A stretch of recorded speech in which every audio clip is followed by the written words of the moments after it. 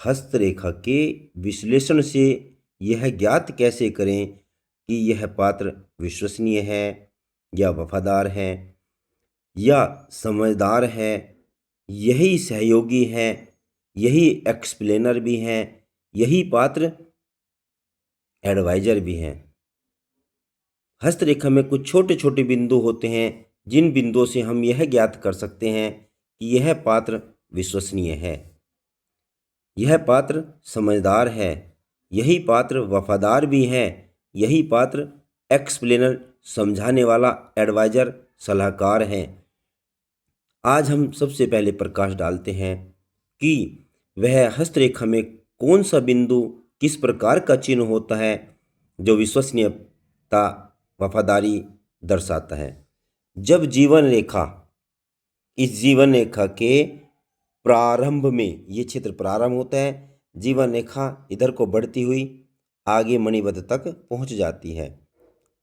जब जीवन रेखा के प्रारंभ भाग में, प्रारंभ मूल भाग में यदि कोई छोटा सा फोर्क बन रहा हो, वह बृहस्पति पर्वत की ओर बन रहा हो या मंगल पर्वत की ओर कोई छोटा सा फोर्क बना रही हो, एक प्रकार का कांटा सा बना रही हो, वह जातक विश्वसनीय होता है, वफादार होता है। जब उस व्यक्ति पर कोई विश्वास करने की बात हो, आंख बंद करके विश्वास किया जा सकता है। जब उस व्यक्ति को वफादारी निभानी हो तो उसकी वफादारी पर कभी शक नहीं किया जा सकता।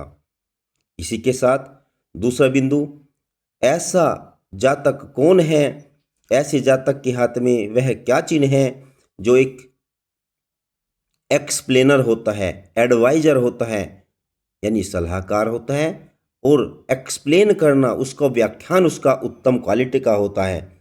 तो ऐसा जातक जब जीवन रेखा और भाग्य रेखा दोनों बराबर चल रही हों तो ऐसा जातक एडवाइजर होता है, एक्सप्लेनर होता है, व्याख्यान करने वाला होता है। किसी भी वाक्य को उसकी स्पष्टीकरण बताना, उसका व्याख्यान करना, समझाना उससे बेहतर नहीं जानता। दुनिया में सबसे अच्छा मित्र उसी व्यक्ति को कहते हैं जब जीवन रेखा और भाग्य रेखा दोनों बराबर चल रही हों, उनके बीच में थोड़ा सा छोटा सा गैप हो, दोनों पैरेलल चल रही हों, तो ऐसा जातक दुनिया का सबसे अच्छा मित्र कहते हैं, वफादार कहते हैं। उदाहरण यदि दिया जाए तो महाभारत का कर्ण, उदाहरण दिया जाए तो रामायण के सुग्रीव, दोनों ने मित्रता निभाई, वफादारी निभाई। इन्हीं व्यक्तियों के हाथ में यह चिन्ह होता है। साथ में यदि सूर्य रेखा भी हो तो वह प्रतिष्ठावान हो जाता है। सूर्य रेखा चाहे भाग्य रेखा से निकली हो चाहे जीवन रेखा से निकली हो तो वह प्रतिष्ठावान भी हो जाता है।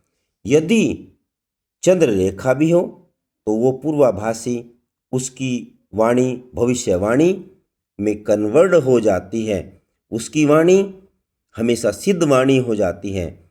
यदि ये सभी बातें जिस जातक में के हाथ में होती हैं, ऐसा जातक हमेशा विश्वसनीय पात्र होता है, वफादार होता है, सलाहकार होता है, व्याख्यान करने वाला होता है, समझदार होता है, प्रतिष्ठावान होता है और दिव्य स्वप्नी होकर के वो पूर्वाभासी भविष्य की घोषणा करने वाला हो जाया करता है। इसे भविष्यवक्ता भी कह सकते हैं।